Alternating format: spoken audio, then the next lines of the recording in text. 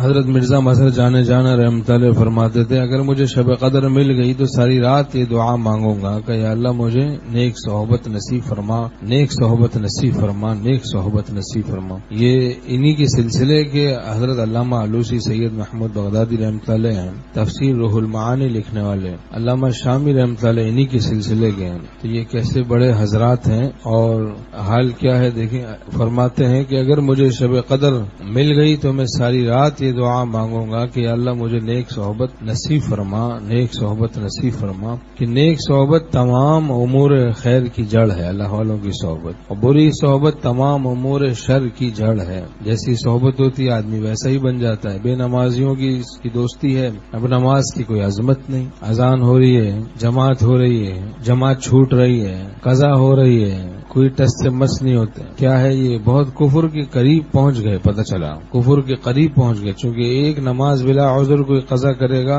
تو فرعون حامان کے ساتھ اس کا حشر ہوگا۔ اب یہ ایک کیسی بری صحبتوں میں ہم رہنے لگ گئے کہ عظمت نہیں، روزے کی عظمت نہیں، اللہ پناہ میں رکھے۔ دین کی تعظیم بہت ضروری ہے، اور دین کی تعظیم اہل اللہ کی صحبت سے پیدا ہوتی ہے۔ اللہ تعالیٰ کی سے محبت ہوتی جاتی ہے، محبت سے معرفت بڑھتی ہے، معرفت سے محبت بڑھتی ہے، یہ سلسلہ چلتا ہے۔ اہل محبت کی صحبت حصول محبت الہیہ کے لیے زبردست کیمیا ہے، بہت ہی مؤثر ذریعہ ہے۔ اللہ والوں کی صحبت، اس سے اللہ تعالیٰ کی محبت نصیب ہو جاتی ہے، اور اصلاح کے لیے نہایت آسان علاج محبت الہیہ کا حصول ہے کہ اللہ تعالیٰ کی محبت پیدا ہو جائے، پھر آدمی گناہوں سے بچنا بالکل آسان ہو جاتا ہے۔ خوف خدا اور اللہ تعالیٰ کی محبت یہ سیکھنا فرض ہے، اس کے بغیر گناہوں سے نہیں بچ پاتا آدمی۔ خوف خدا نہ ہو، مطلوب محبت الہیہ نہ ہو، تو پھر گناہ پہ گناہ ہوتا رہتا ہے۔